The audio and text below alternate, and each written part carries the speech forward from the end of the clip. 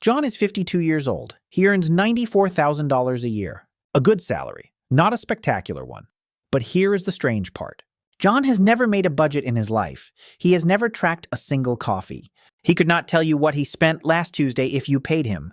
And yet John has $840,000 saved. Now meet Diana. Diana is 34. She earns $112,000 a year. More than John has ever made. Diana budgets everything. She tracks every dollar across 3 different apps. And Diana has $4,000 to her name. Same country, same economy. Same rising prices on everything. One of them is winning by a margin that looks almost impossible. And the difference between them is not income. It is not discipline. It is not some secret stock nobody told you about. The difference is a single decision both of them make, or fail to make, in the 60 seconds after their paycheck lands in the account. That decision is the best financial advice you will ever hear, and almost nobody actually follows it. So let us talk about what really happens on payday. Most people think payday is a finish line. The money arrives, and a quiet relief washes over them. The danger is hidden inside that relief. Because the moment that money hits your checking account, it stops feeling like a tool and starts feeling like permission. Permission to breathe. Permission to spend. And the numbers show exactly where that leads. 68% of Americans live paycheck to paycheck, and that number includes people earning 6 figures. 44% of workers earning more than $100,000 a year say they have little or nothing left at the end of the month. Read that again. Nearly half of 6-figure earners are running on empty. This is not a poverty story. This is a routing story. The money is coming in. It is simply leaving in the wrong order, through the wrong door, before it is ever told where to go. People assume the problem is that they do not earn enough. For most of them, the real problem is what they do in the first hour after they get paid. Here is what the data shows. Let us keep this fair and let us make it concrete. John and Diana are not that different on paper. John takes home about $5,400 a month. After taxes, Diana takes home about $6,300 a month. By raw cash flow, Diana wins every single month. She has $900 more landing in her account than John does. If money were a race of who earns the most, Diana laps him. But money is not a race of earning. It is a race of routing. Watch what each of them does in the 60 seconds after the deposit hits. Diana opens her banking app and feels good. The balance is high. She mentally files the bills she knows are coming. Rent, the car, the credit card minimum. Then she lives. She spends from the top of the account, freely, all month long, and whatever survives until the next payday, she tells herself she will save. Some months that leftover is $300. Some months it is nothing. Some months it is below nothing. Now watch John. The moment his paycheck lands, money starts moving, automatically before he is even awake. A fixed amount leaves for his retirement account. A fixed amount leaves for his emergency fund. A fixed amount leaves for his long-term investments. By the time John looks at his checking account, the money he is allowed to spend is already the only money there. He is not more disciplined than Diana. He has simply made discipline unnecessary. His system spends his willpower for him while he sleeps. This is the whole game. Diana saves what is left after she spends. John spends what is left after he saves. Those 2 sentences sound almost identical. They produce 2 completely different lives. Meet Carla, John's coworker. Carla is 32, earns $68,000, and 3 years ago she copied John's exact setup. Meet Maya, 28, who just landed her first real job at $52,000 and is about to learn this. For the first time, 4 people, 4 paychecks. The order they move their money will decide everything. Here is what nobody tells you about willpower. Willpower is not a savings strategy. It is a tax you pay every single day and it runs out.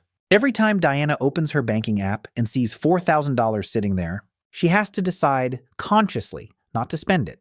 She has to make that decision again at lunch, again at the checkout, again when the sale email arrives. Most people lose this fight not because they are weak, but because the fight never ends. The account is full, the temptation is constant, and the human brain is simply not built to say no to.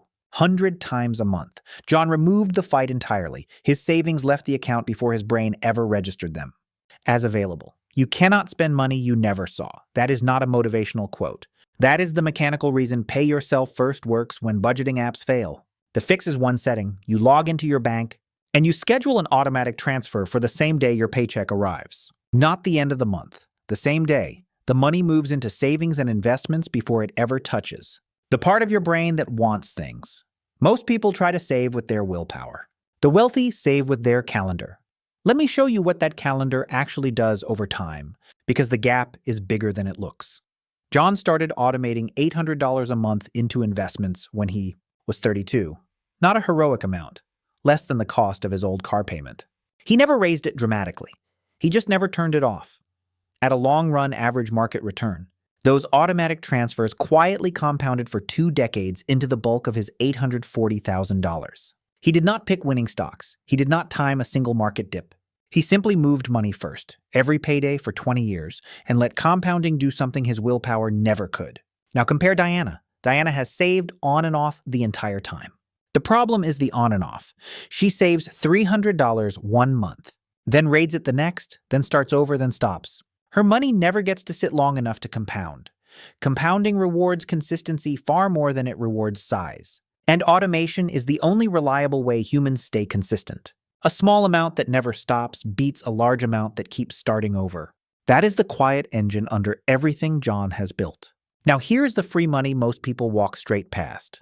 If your job offers a retirement match, your employer is handing you a raise that you have to reach out and take. And most people do not take it. Here is how a match works. You put in a percentage of your pay, and your employer puts in money on top of it. Free, just for participating. A common match is your employer adding 50 cents or a full dollar for every dollar. You contribute up to a limit. That is an instant 50 to 100% return on your money before it is invested in anything. There is no other place on earth that hands you that. And yet, 1 in 4 workers fail to contribute enough to capture the full match. Sit with that number. 25% of people are leaving free money on the table every single paycheck. Across the country, that adds up to roughly $24 billion in unclaimed employer matches every year. The typical worker who misses the full match leaves about $1,336 on the table annually. That sounds small. It is not. Over 20 years with growth. That missed match alone is worth around $42,855. That is a car. That is a year of retirement. Walked past every payday because nobody told them to grab it first. And it is worst for the people who can least afford it. 42% of workers earning under $40,000 miss the full match. Workers under 30 are twice as likely to miss it as workers over 60. The youngest, lowest earners are the ones leaving the most free money behind. So the first move on payday is not to pay a bill. It is to capture every cent of that match. Maya, on her very first paycheck, sets her contribution to exactly the percentage that grabs her full company match. She feels the paycheck get a little smaller. She does it anyway. That small sacrifice is the highest return decision she will make all year. Run the numbers and nothing else comes close. Carla is the proof. 3 years ago, Carla was contributing 0 to her retirement account. Her employer offered a dollar-for-dollar match up to 5% of her pay. On her $68,000 salary, that was $3,400 of free money, sitting there that she was walking past every single year. She thought she could not afford to contribute. The truth was the opposite. She could not afford not to. The day she copied John's setup, she turned on a 5% contribution and captured the full match. Overnight, her effective savings rate did not go to 5%. It went to 10%, because her employer matched every cent. She found money she did not know she had simply by reaching out and taking what was already being offered. Most people leave that money on the table for years and call it being responsible. It is the most expensive habit they own. There is a friend in this story too, and he is the cautionary tale. Mark is 30, earns $60,000, and Mark has tried everything. He has downloaded 6 different budgeting apps in 2 years. He color codes his spending. He starts every month with a beautiful plan and a fresh spreadsheet. And Mark has nothing saved because every single one of his systems depends on him deciding, in the moment, not to spend. The apps track the money after it is already in his hands, when the war is already lost. They tell him he overspent on Friday. They never stop him on Friday. This is the fatal flaw in almost every budgeting tool. They are scoreboards, not gates. They report the damage instead of preventing it. Mark does not need more information about his spending. He needs the money gone before he can touch it. The day Mark finally set up a single automatic transfer for payday, he did more for his finances than 2 years of apps ever did, because automation does not depend on him being strong on a Friday night. It simply moves the money while he sleeps. Now here is the order that feels wrong, but actually works. Most people, the moment they get serious about money, attack their debt first. It feels responsible. It feels moral. And it is mostly right. except for one step that comes before it. You capture the employer match before you throw extra money at high-interest debt. This sounds insane the first time you hear it. How can saving come before paying off a credit card? Charging? 24%. Here is the math that breaks the intuition. A dollar match is an instant 100% return. Paying off a 24% credit card saves you 24%. 100 beats 24. Even a 50-cent match, a 50% instant return, beats almost any interest rate you will ever carry. So the order is precise. First, contribute just enough to capture the full match. And not a dollar more yet. Then stop and turn all your remaining firepower on high-interest debt. Credit cards, payday loans, anything above roughly a 10% rate. That debt is a fire. It burns faster than almost anything can grow. So you grab the free money that beats it, then you put the fire out completely before you do anything else. Most people get this backwards. They either ignore the match while killing debt, or they invest everywhere while the credit card quietly eats them alive. The order is the strategy. Now here's the number that quietly protects everything else you build. The emergency fund. Once the match is captured and the high-interest debt is dead, the next dollars go here. And this is the step that keeps you from falling all the way back down. An emergency fund is 3 to 6 months of your living expenses. Sitting in a boring savings account, doing nothing exciting, waiting, and almost nobody has it. 59% of Americans do not have enough saved to cover a single $1,000 emergency. Nearly half have no emergency fund at all. So when the car dies, when the tooth cracks, when the job disappears, they reach for the only tool left, the credit card. And just like that, they are back on the 24% fire they may have just escaped. The emergency fund is the wall that stops that fall. John keeps 6 months of expenses in cash. It has never made him rich. It has done something more important. It has kept him from ever going backwards. Diana has no wall. So every surprise becomes new debt, and every year she runs in place. The emergency fund is not an investment. It is the thing that protects every investment you will ever make. And here is the small detail that makes a real difference. Where you keep that emergency fund matters almost as much as having it. Most people let it sit in a regular checking account earning almost nothing, where it is also too easy to spend by accident. The better move is a separate high-yield savings account, ideally at a different bank from your checking. 2 things happen. First, the money earns a real return just for sitting there. A few $100s a year on a $10,000 balance for doing absolutely nothing. Second, and more importantly, the friction protects you from yourself. When the money lives somewhere you cannot see it and cannot tap in 2 clicks, you stop accidentally spending your own safety net. Diana kept her so-called savings in the same account she spent from, so it was never really savings at all. It was just spending she had not done yet. John keeps his wall in a separate account he almost never logs into. Out of sight, out of reach, quietly earning, that is the difference between money that protects you and money that just happens to still be there. Now here is the account, the quietly wealthy fund, without ever bragging about it. Once the match is captured, the high-interest debt is gone, and the emergency wall is built. The next dollars on payday go into tax-advantaged retirement accounts, and the order here matters too. A Roth account lets your money grow, and you pay 0 tax when you pull it out in retirement. A health savings account, if you qualify, is arguably even better.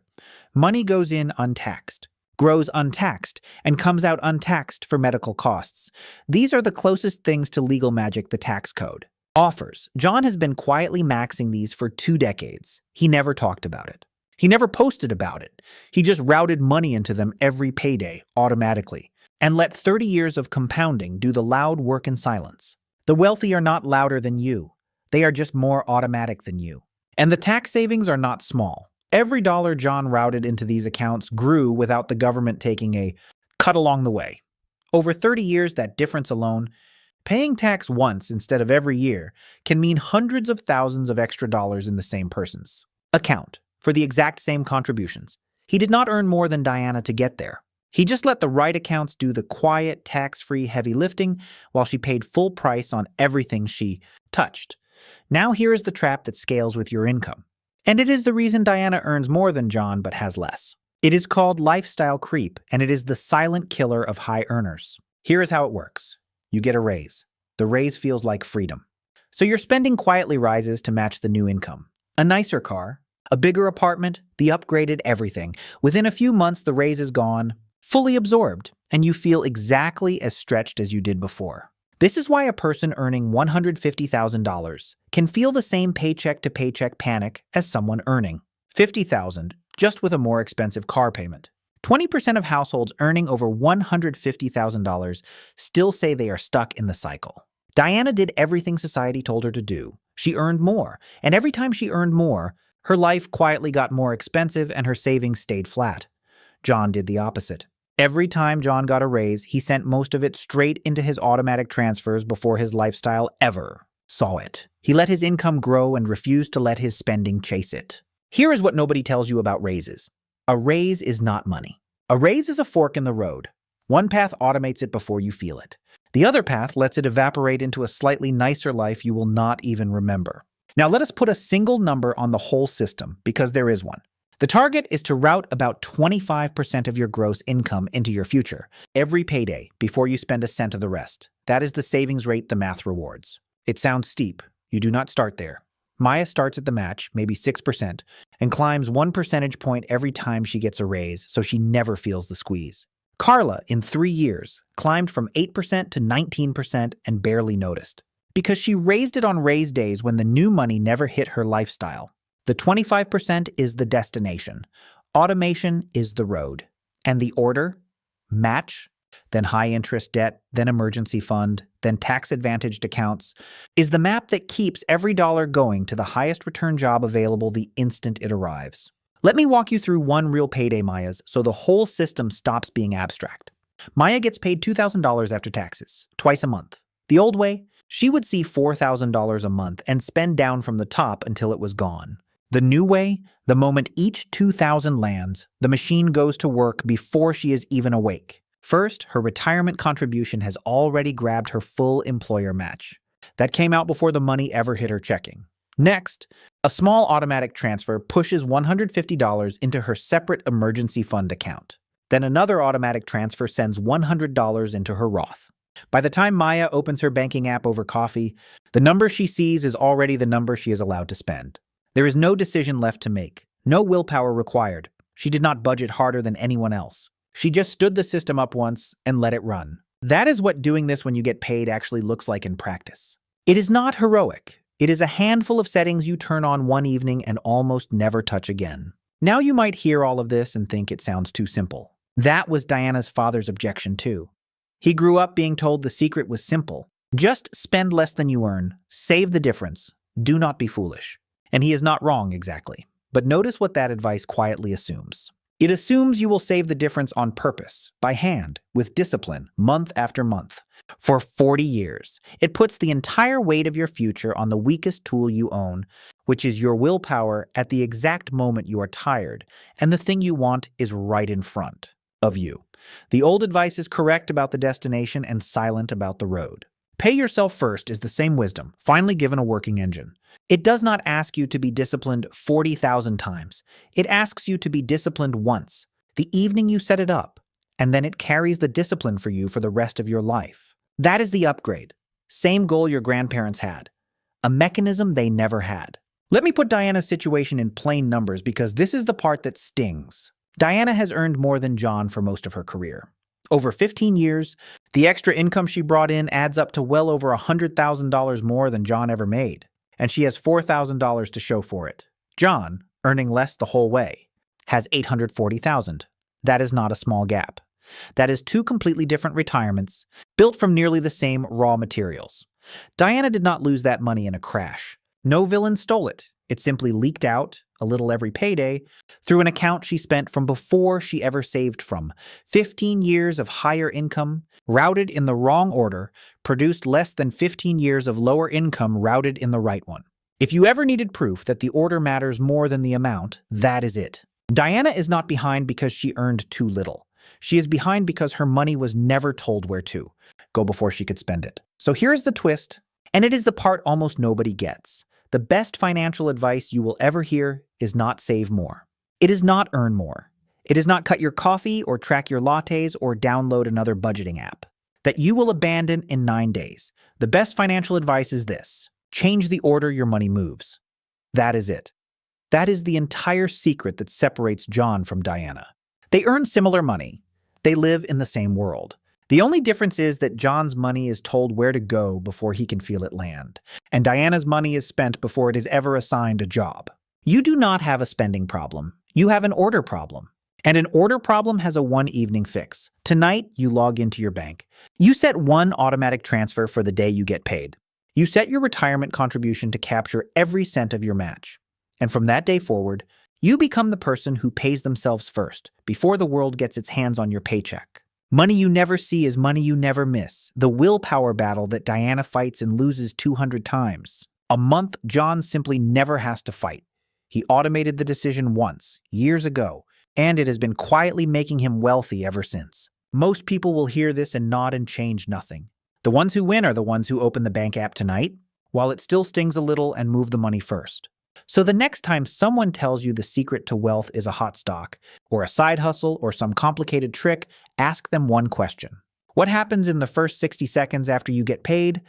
Because that answer, not your income, not your IQ, not your luck, is the single thing that decides whether you end up like John or like Diana. Do this when you get paid.